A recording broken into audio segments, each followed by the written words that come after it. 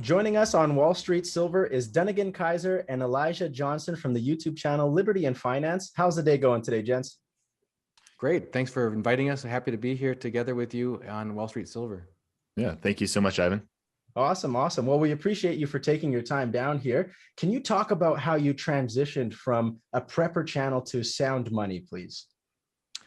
I'm thinking maybe I should start out kind of how we started in the first place, because as we were talking pre-recording, it kind of came full circle. So kind of starting out, I was always interested in coin collecting. I love that. And my father, Dunagun Kaiser, was always very intrigued about getting to the bottom of things, as was I. So I was like, I think we were just riding in the car one day, and I was like, it's kind of funny how, pennies right now, it costs more than a penny to make a penny, right? Mm-hmm. And it's just, we were thinking about, well, how money is created and all that inflation and it's not backed by anything anymore. It's not gold and silver. So we really just dived deeper into it, and it didn't make any sense. And I wanted to report about this. I wanted to broadcast about this on YouTube. So I started a YouTube channel back when I was 16 years old, back in 2012. Reporting on sound money, all of that, started interviewing people. So it kind of just took off from there. And then my dad started his own channel. And I guess I can toss it off to Dunagun. Oh, hold on. Before you went down that rabbit hole, what was your first channel called? So it was first Unconventional Finance. So it's, not being conventional. It's not conventional wisdom. So it's Unconventional Finance. I decided that was kind of a mouthful and hard to say. So I was like, well, what are the two things we're focusing on? Finance and liberty. So it was finance and liberty. Now it's liberty and finance. We just switched the name, but essentially the same thing. Kind of a couple different reasons behind that is it was a lot about personal liberty. We want to take our liberty back by holding sound money. And also when, we do expect this crisis in the future because of the unstable system and unstable monetary system backed by nothing, right? We do expect some sort of crisis in the future. And it's like, whenever one of those crises happens, the government always steps in to save everyone. I mean, we've seen that a lot with COVID. I mean, just look at what's happening. And it's like, if you have real money, if you can protect yourself beforehand, there's a less of a chance then you'll have to ask for the government to save you. So it's like taking that liberty back, taking that sovereignty back. Yeah. And Dunagun, how did it go with you? How did you now I get to tell my side of that same story. Yeah, your side of what happened. So it's true that as Elijah, one thing he didn't mention is he was homeschooled, as were all 5 of our kids. And Elijah, perhaps as much or perhaps more than any of them, when he's talked about plumbing the depths of a subject, he will wear out he will trace back to the original sources. He'll get to talk to the experts. He will exhaust any adult and this is starting from an age even before 16. And anyway, so I've learned as a homeschool father that one of my survival tactics when Elijah would have asked me a question that I didn't know the answer to was to say, that's a really good question. Why don't you do the research report on that and we'll review that together.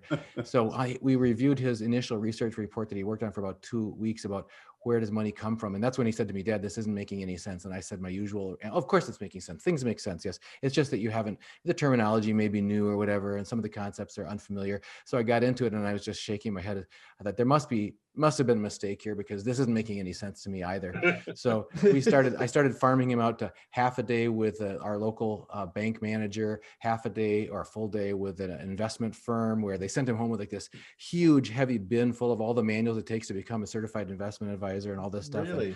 And the more he dug into it, he just said, Dad, this really isn't making sense. And this is the part he also didn't tell you is that as we say in our family, he has a heredity, meaning he didn't realize he was following in the family footsteps. I was a child of missionaries. My parents were both missionaries. They spent 5 years in Africa and so on, and then 5 years on an Indian reservation. And in other words, compulsively thinking you have to help others. Once you find out something that you think needs to be shared, you can't keep it in. It just has to be shared. So Elijah said that. He actually said that. He said, Dad, based on what we're figuring out here, I can't not tell people about this, what's going on with the dollar. I can't not tell them about what banks aren't and what they think they are and what they aren't and what our money is, and it's not really money and all this stuff. So, okay, go for it. So he started his own channel, figured out on his own how to start a YouTube channel, got that started, got interviewed by Carrie Lutz of the Financial Survival Network, got to be invited to speak at national conferences. So we're sitting there in the audience, watch, my buttons are popping off my shirt as I'm watching my son speak at age 16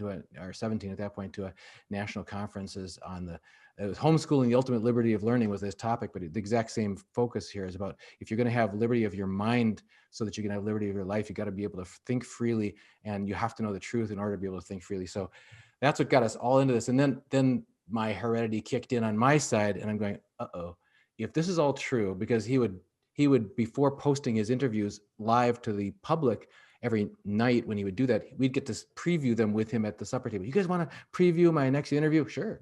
So we had dinner theater, and I'm sitting there watching, and I'm thinking, oh, good job. Yeah, good interview. All of a sudden I'm thinking, oh my gosh, if this is true, I've been concerned about taking my role as a father and head of household and husband, to provide and protect for my family.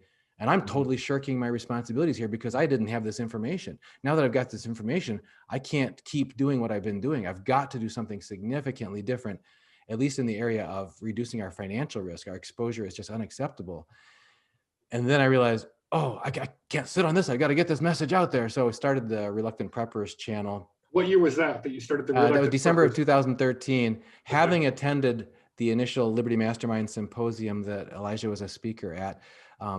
Also then having gotten the ability to interview people like G. Edward Griffin and David Morgan and some others about topics related to finances and liberty, started the Reluctant Preppers channel to talk about, hey folks, those of us who are concerned about protecting and providing for our families and really want to support the strength of the family, because I have this very passionate desire to support families in the sense that if you have a healthy individual living in a healthy family with healthy boundaries and protecting nurturing the life of that family and their natural rights and natural roles of parents and children and all that, then you're going to have a healthy society. And then if you have healthy boundaries around that, so that you have a healthy nation, you're going to have a healthy world. And so that's kind of the big picture for me. But it all started with reducing risks that were clear and present dangers to the families. And so this became this. We started talking about all kinds of different topics on Reluctant Preppers. We talked about, well, are you going to have a secure food supply? Are you going to have, if there's a disruption to your water supply, or is your air clean? Is your physical security of your surroundings of your home able to protect your family from severe weather or from anything? And then we started talking about financial risks as part of that overall picture. It was interesting as that developed that our subscriber response was overwhelmingly greater to topics around sound money and financial risk. We just recently interviewed Alaskan prepper on our channel about a week or two ago. And it's very, very simple. There's a lot of similarity. We're basically economic preppers, what you do on Liberty and Finance and what we do on Wall Street Silver. And but the more I've dug into what as Elijah put it, what's likely to happen and what we're the reason we're stacking and preparing is there's more to it than that. It's like you got to have a 60-day supply of food. You do need to think about these things that you're talking about: electricity, water. All these things are interconnected. I mean, and I totally get where you're coming from, that connection. Lee? So let me ask you this. Since you've been in prepping, you've been in sound money, how important do you think it is to bring sound money to the mass awareness? I mean, to me, that seems like my number one mission at Wall Street Silver is to just proselytize on precious metals. Absolutely. That strongly echoes the sentiment around preparedness in general. Generally, I'm trying to remember. Oh, yes, it was Great Britain Prime Minister Winston Churchill who quoted about a zealot as someone who can't change his mind and won't change the topic.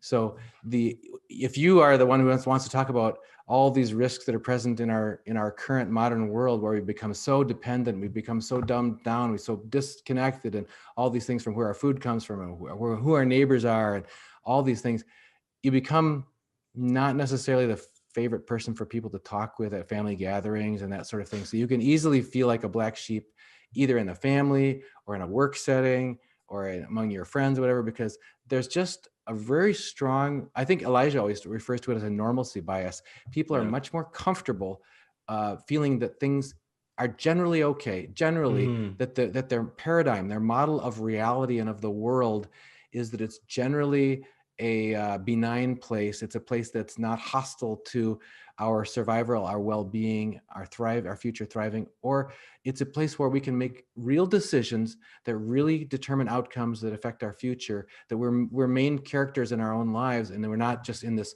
sort of this swimming upstream in a flow that's set against us, and we can't necessarily, like, I mean, I won't want to get too political or anything, but people feel like, well, if my vote doesn't really matter, or if where I put my money, no matter where I invested it, it's like that old joke, which I've seen from South Park, where they put the money in this investment thing and the guy says, it's gone. So it's like, if the deck is stacked against you, no matter which way you turn, it reminds me, I had my best friend in high school who helped me through remodeling a car. We completely rebuilt a car together. He was one of my groomsmen at our wedding. Nice. His family fled the Soviet Union, and he talked about the alcoholism and the depression and the low productivity of the workers and people not wanting to have children, the low birth rate, all of this depression that emanated from a feeling, this overall generational experience, that it doesn't matter what you want. It doesn't matter how hard you try. It doesn't matter how smart you are, or how much you try to get connected, how much you try to help other people. It's just not going to matter. When we get that feeling that our actions in life aren't going to affect the direction of our life, it's just hugely depressing. I mean, the failure to thrive in Romanian orphanages, when infants are lying there in the crib and nobody is giving them face-to-face response, that, you may cry, but nobody cares. That's extremely unhealthy for a human spirit. So in that, again, in the backdrop, just to say that, as you said, the antidote to that is thinking that I will find something that is true and is real, and I'll connect with people. And even Chris Duane from Silver Shield talks about having real assets, real friends, real skills. And David Morgan talks about that, the Silver Guru. He talks about get real, and he goes and explains what get real means. And Elijah, I think these are people that you introduced me to originally. As you've talked with, I'm reflecting at the head of household level and at the family level. How would you say with the young generation, you came through this as a teenager and as a 20-something going through college and so on, how have you found the interest or the resonance with young people when you were interested? Because I know you're not bashful about talking about things that are important to you. So when you directed the conversation to, hey, let's talk about some stuff I'm concerned about, how much openness did you experience in the younger generation to that? It's interesting. I think one of the key things right now is, as COVID has hit and as we're seeing inflation pick up, there's a lot more openness, just like anecdotally, that I'm seeing with people that I know that are around my age. And that's just really interesting because, as my father was saying, he was saying that, it's getting back to reality. This is holding silver used to be normal, holding gold and silver used to be normal. Now we're just in a strange point in history where money isn't gold and silver anymore. It's not seen as gold and silver anymore. It's seen as paper and electronic digits, which really that's only been the case for 50,000 years. And if you look back at history for the last 6,000 years, people have used precious metals as money. So if you compare 50 years to 6,000 years, it's like, that's nothing, right? We have to get back to some sort of reality. And I think as I believe, Lee, you were saying, is it important to own precious metals? Is it important to spread that message? I think it is, because it's getting our financial life back into reality instead of living in a fantasy world. And I think before COVID hit, a lot of people may have been thinking about precious metals in like a reverse way, in a sense, like that's just for weird people and stuff like that. But no, it's like, this is reality. This is the way that things should be. And I think COVID has shaken a lot of people back into that reality. I was on a date a couple of weeks ago, and I was talking to this woman, and she asked, what do I do? And I said, well, I invest in bullion. And she's like, chicken or beef? I mean, that was the level of ignorance out there. So there's a mindset that's prevailed. You can take this as deep as you want, that everything's going to probably work out okay. It's not just that normalcy bias. It's the basically unquestioned confidence in just-in-time supply chains, no matter how complex, outsourcing, manufacturing, or sourcing of medical things, or for their pharmaceuticals or medical equipment or anything, to any country in the world, wherever you can get the cheapest labor supply. No problem's going to happen with that. Unjustified, I would say, confidence in a currency system that, as Elijah mentioned, is backed by nothing, and so on. Mm-hmm. And you keep on going on the list of things that we act as though it's all just going to be there for me. It's all going to be fine. My card is going to work on the ATM machine to give me cash if I need it, or my debit card is going to work at the point of sale. I don't need to worry about anything because I don't need to have food on hand, because why would I have food on hand? I can just order takeout. The Uber Eats will show up at the door about 30 minutes after I make a phone call on my cell phone, which of course will always be working. So as I guess kind of make an analogy back to like the Tower of Babel in the Bible, where human pride in our own creations. And I've heard that said, why do people live way out in the country have more of a connectedness to natural things or whatever than people that live in the city? Well, if we're surrounded by technology, and if we're surrounded by media, we're surrounded by man-made everything, and it's increasingly complex, so complex to the point that nobody even understands how their car works, how their cell phone works, how anything in their life works, but they just don't. It just works. It'll always be there. It'll just show up. Okay, so question for Elijah, if you guys would allow me, is, do you sense any shifting? You mentioned with COVID having come on, there may be a awakening among young people that maybe sometimes there's things with not everything just works the way you expected it to. Maybe you can't just do things last minute, get whatever you want, ordered, delivered, by Amazon overnight or whatever. Do you sense any shifting of awareness on the younger generation of this presumption we have that the system, no matter how complex, will always be there working for us?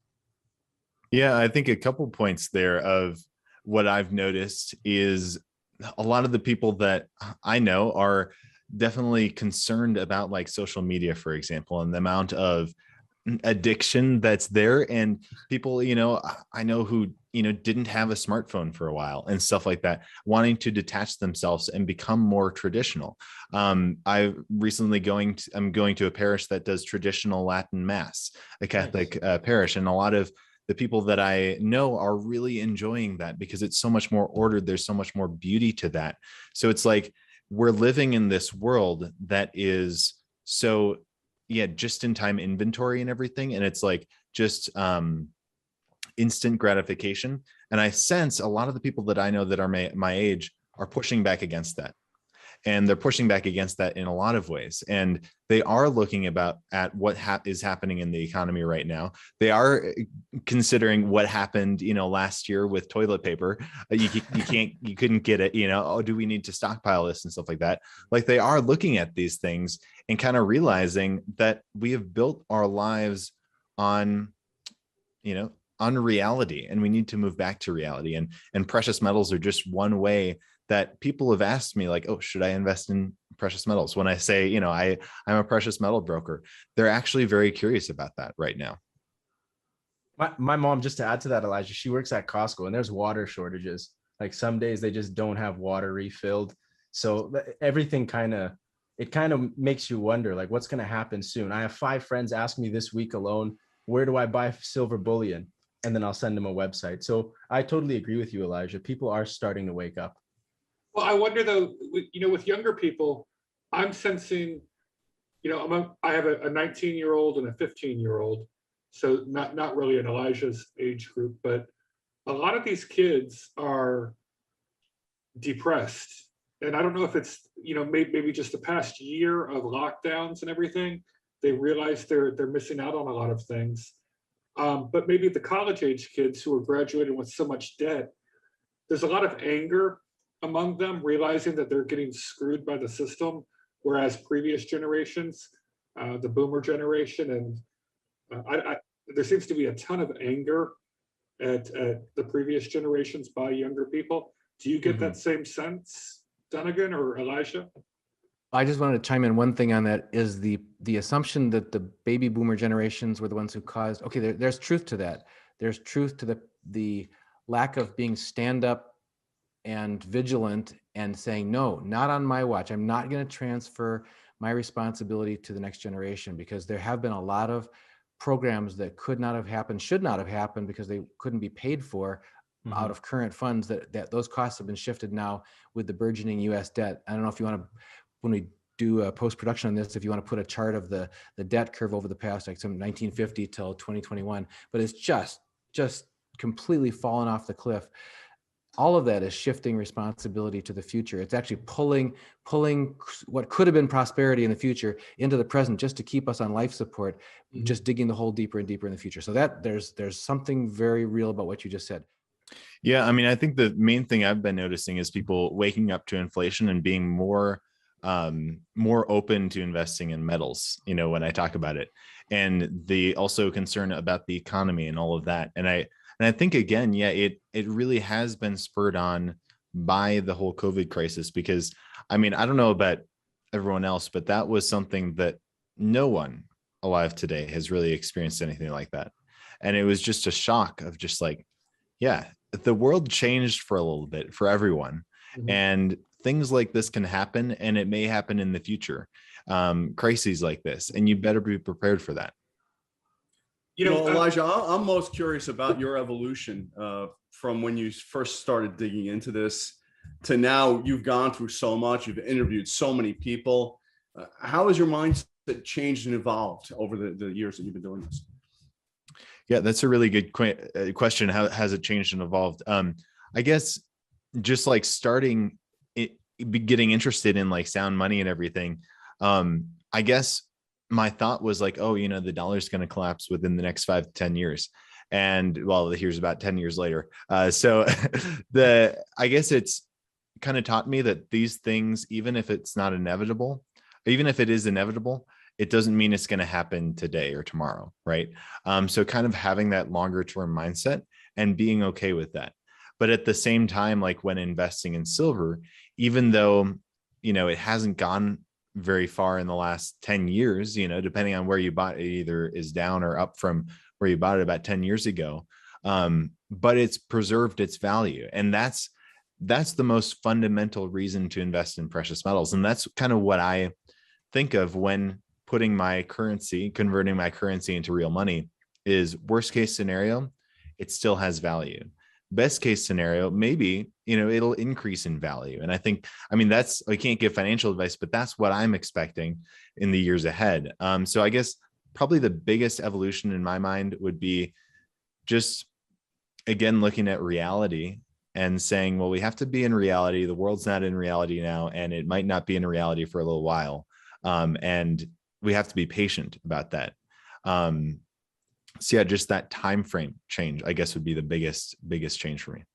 Another thing I wanted to point out is what you were talking about, Dunagun, with this, how we're just gradually having the dollar be destroyed, and the middle class is getting their hearts ripped out right now. And we just did an interview with Lynn Alden, where she had the most easy to understand explanation of the petrodollar and how that Bretton Woods agreement from decades ago and the gold standard, and then leaving the gold standard and the petrodollar, how that has essentially worked to transfer all of our manufacturing jobs out of the United States to China or other low wage countries, much to our own detriment. So by becoming the world reserve currency, it has killed our ability to have good, solid manufacturing jobs in this country. And I would encourage everyone to go watch that Lynn Alden explanation, sort of in the second half of that interview that we did with her about a week or two ago. But I never quite got it as well as after she explained it to us. And I see Lee nodding along. If you got the same sense from that interview. Yeah, it definitely enhanced my perception of what reality is, if you will. Mm-hmm. Another thing I think that's a painful awakening for me around that topic, Jim and Lee, is the proper role. I guess Elijah has touched on this several times, so I'd like to kind of poke this beast a little bit more. And that is about reality and truth. Is we've been we have in our heart an idea of what our country should be, you know, from constitutional rights and what freedom should be like. And we've certainly tasted a bitter year and a half that was a strong departure from how a lot of people really believe in their hearts things should be. Another example of that has to do with what you're just saying about the petrodollar is echoed by either Gregor Mannarino or others who talk about what the real role of the US military since World War II, because we all have this, the narrative we've been told about our own country and about ourselves, and one that we believe should be true in our hearts, is that we should be the champions of freedom in the world. We should be, if we're going to use our military might, it should be to resist aggression, to, you know, stand as a lifeguard at the pool against aggressors, and to protect the sovereignty of individual and the freedom of individual countries and people, that sort of thing. What we're being, whether it's Ron Paul from the Ron Paul Institute Peace and Prosperity Conference that Elijah and I attended together in person, whether it's lots of other people, we could go down the list of people, G. Edward Griffin talk about this, they say, no, the current actual assignment of the US military is to enforce the US dollar's hegemony in the world and the petrodollar. And I even saw just last night, walking through the room, there was a mainstream news channel on, and the newscaster was on there complaining that the US hasn't won a war in decades or something. And I thought, as I left the room, I thought, I think the military has been doing exactly what they've been assigned to do for the last several decades, and that is to make sure that any effort internationally in geopolitics to depart from, or to get independence by, you know, you've got the BRICS nations, you've got others that are trying to exchange directly with each other, with gold, with oil, with all kinds of different, starting in new systems, new gold, Shanghai Gold Exchange or physical, all this stuff.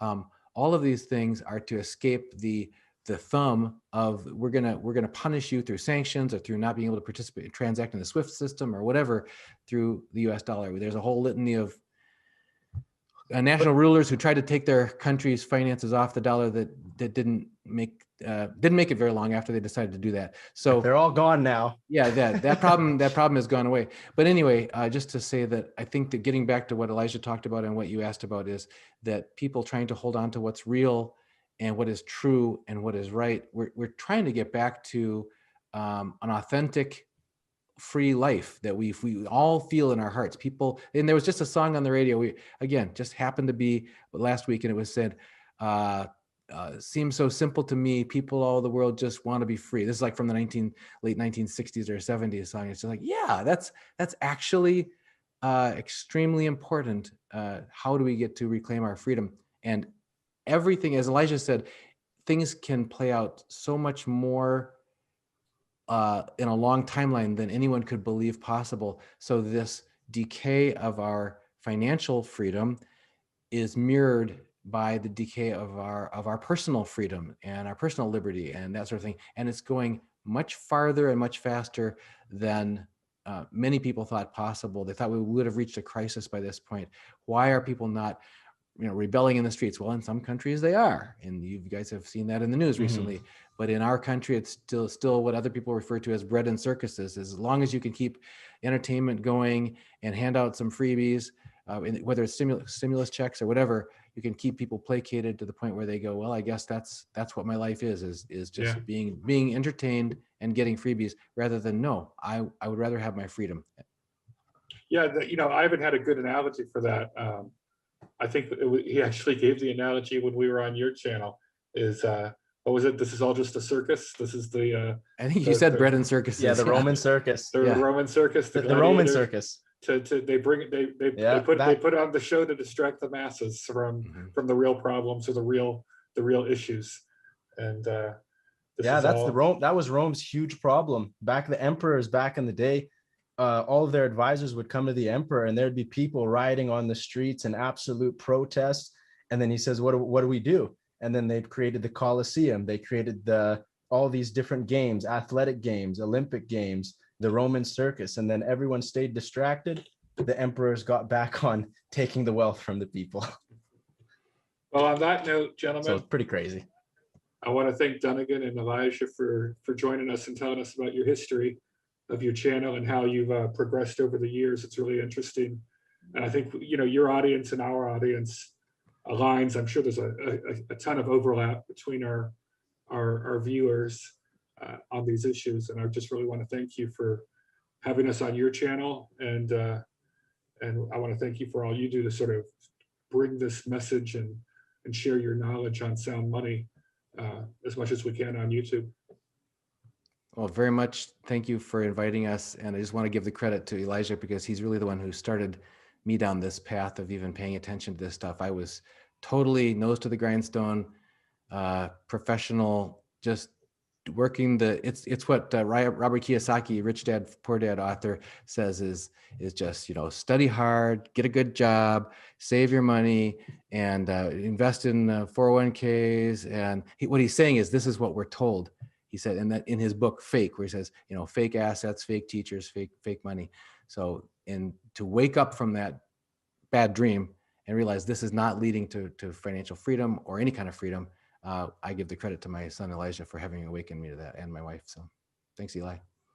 Good Yeah, job. it's been a pleasure meeting with both of you guys and talking, and I look forward to future conversations about this and spreading the word about precious metals. Well, yeah, thank you so much for having us on, and yeah, God bless, and hope to see you guys soon.